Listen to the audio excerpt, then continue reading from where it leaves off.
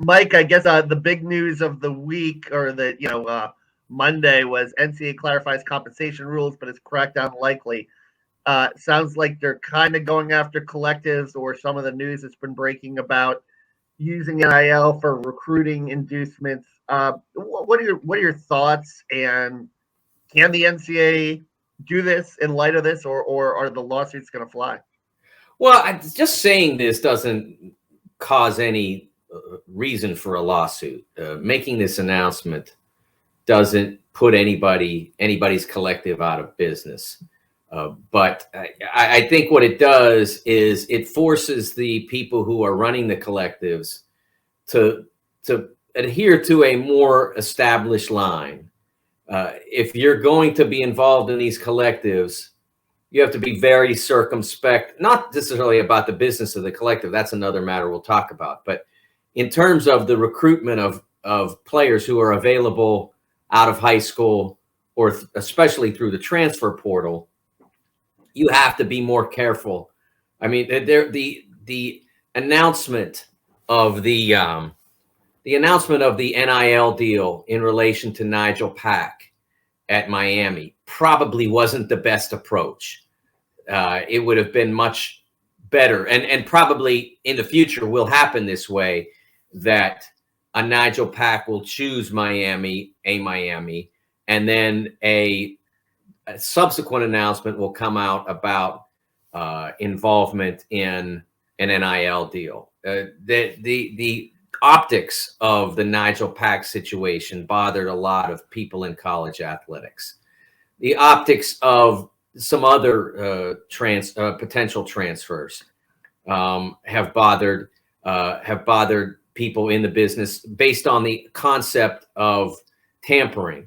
I talked to a Division I athletic director yesterday who told me that not only is it football and men's basketball, but there are players being recruited off of every roster in every sport in all of college athletics. So it's not just men's and women's. Football and men's basketball, the two highest revenue sports, but it's also lacrosse or softball or track and field. It's happening in a variety of different sports, and they really want to calm that down. I read another article yesterday that talked about the businesses of these collectives, that one of the problems that they may face if they're going to try to create or affirm 501c3 status, that you have to be doing something that is worthy of that. And so they have to make sure that these collectives are all doing what they say they're doing if they want to be nonprofits. And that's, I when I was talking to that athletic director, I said, the one thing that everybody on your side of this should be doing is just calming down.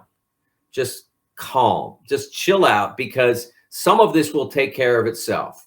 Some of this will there will be less enthusiasm for this later on if it doesn't produce significant victories, significant change in the team structure.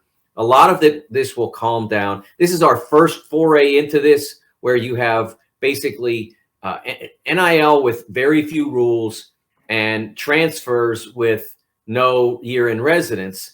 This is our first real endeavor into this. So you can't automatically assume that what's happening now will be what happens forever. There's a lot of pent up enthusiasm for this.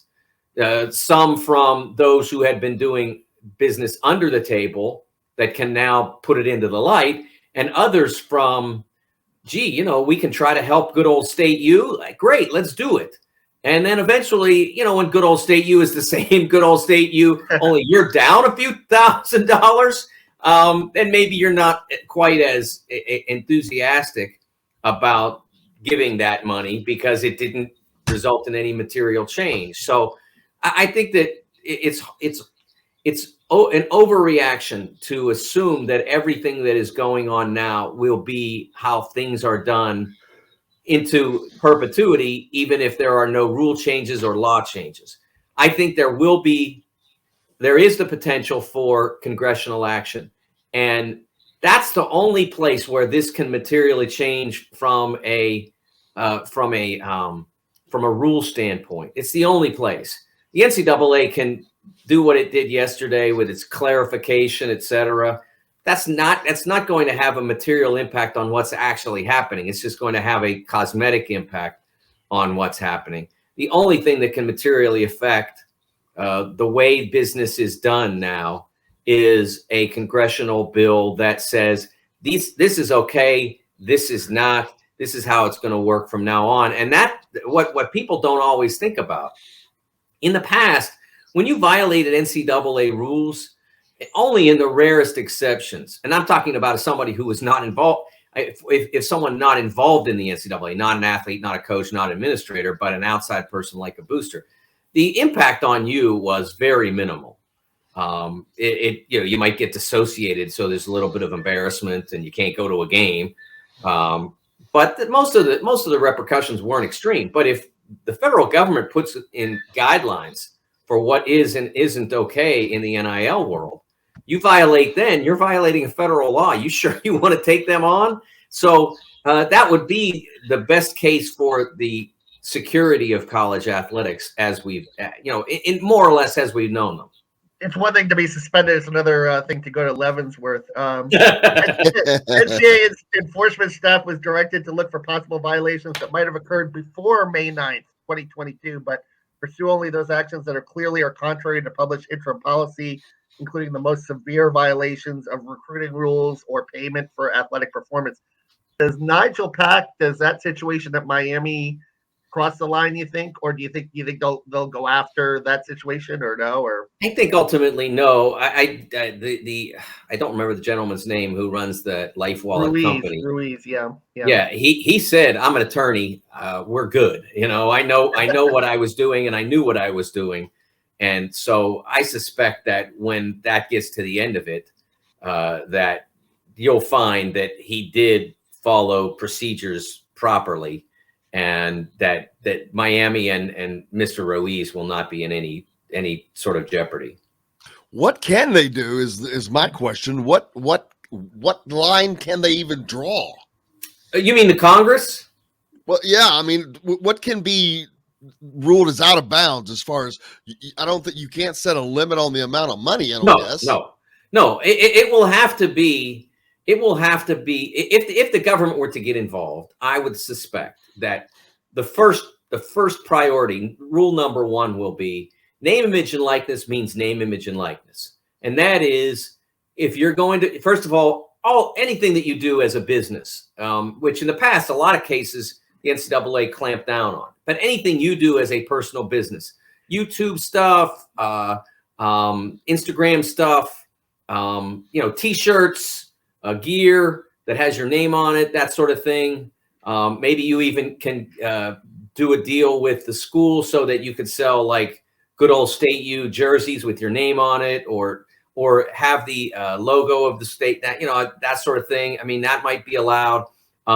Endorsements, endorsements where, like Porsche gives me a car because I'm such an obviously great athlete.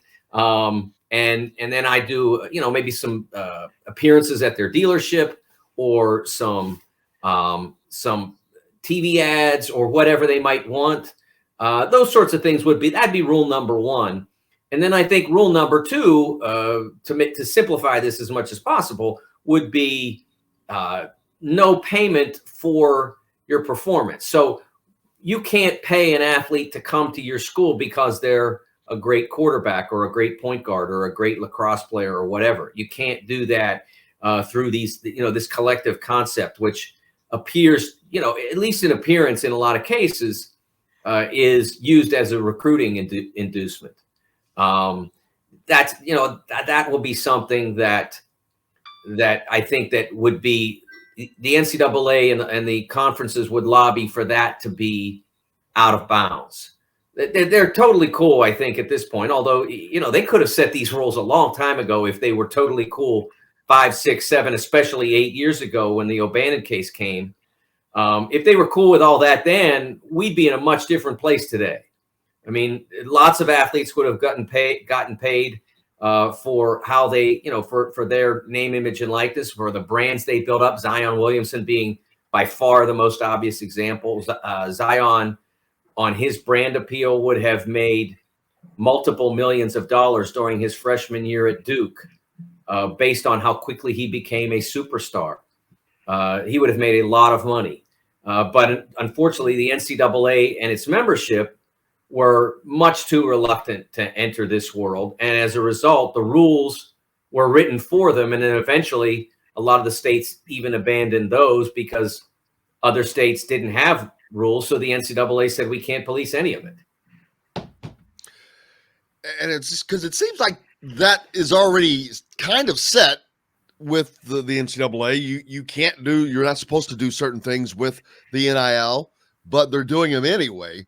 You're not supposed to use it as an inducement, but remember when Texas announced that any offensive lineman that came there got $50,000. So it's like it's supposed to already be there, but is it not? Is it just there in theory? Well, it's the language of the rules versus the language of the word inducement, rewards, monetary rewards, let's say. That it's basically a linguistic battle, but the NCAA has no legal standing here because they were obliterated in the Alston case, and so they remember, even more so than losing 9-0 on the Alston case, the bigger problem was the opinion of Justice Kavanaugh. That, what do they call it when you don't write the result, but you do like a supporting opinion? I'm not a Supreme Court reporter, but you do like a concurring opinion or something like that, they call it. And he basically in the text of his opinion said basically, the metaphor I've been using is, go ahead, bring that weak stuff down the lane again and see how far we swat it into the seats. It's basically what he said. And so that's in my house. Yes, exactly.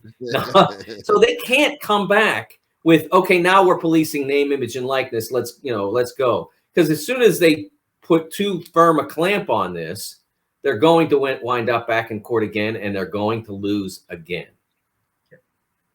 Billable hours wins, right? Because then you get the lawyers involved, and Oh, the lawyers have done great in all this. Yeah, I don't know. I guess Congress, but I just don't know where those lines can be drawn other than, like I said, the inducement thing, but they can just change the language and because of not being able to limit them in any way. So you can't limit the number, but you can, like I said, you can limit it to that concept of name, image, and likeness versus an inducement. And I think it's possible. Obviously, it will take a better lawyer than me, whose entire, I have a sister who's a lawyer. So does that do me any good? Hey, it's closer than me. So that's about as far as I've got that in multiple episodes of Law and Order. That's about it. But I think it's possible to draw that language. And remember, like I was saying to Kevin, I'm not sure if you were on yet, in the 10, 15 years ago, if you as a regular citizen broke an NCAA rule or induced a athlete to be on the other side of the NCAA rules, the repercussions against you were pretty, it was very rare for it to be extreme. There was the case in Alabama with a young man from Memphis who was recruited to Alabama that Gary Parrish wrote about 15 years ago or so. He's an offensive lineman, I think, or defensive lineman. There was that case, and that was about it, where a booster got into trouble, like real trouble, for being on the wrong side of NCAA rules. But if the Congress were to write a series of NIL regulations and adopt them and pass them and all that, the repercussions would be automatically you're in violation of federal law if you break those rules. So that's a problem. I mean, that and people will be a lot less eager to do that. Now, again, I have no idea if there's any appetite in Congress to do that. I know there are some who are working on it. And I know that George Klyavkov from the Pac-12 and Greg Sankey from the SEC were in D.C. last week to lobby, to maybe sketch out some things for the Congress to look at. So it's not that it's not happening. Whether it ultimately succeeds or not, I don't know. But again, that's why I talked about the importance of the NCAA membership, from the conferences to the administrators, especially the coaches, to just relax a little bit as the association and the membership undergo this particular change, because there's no guarantee it's permanent, and any attack against what's happening, any severe attack, it could jeopardize the future of the NCAA.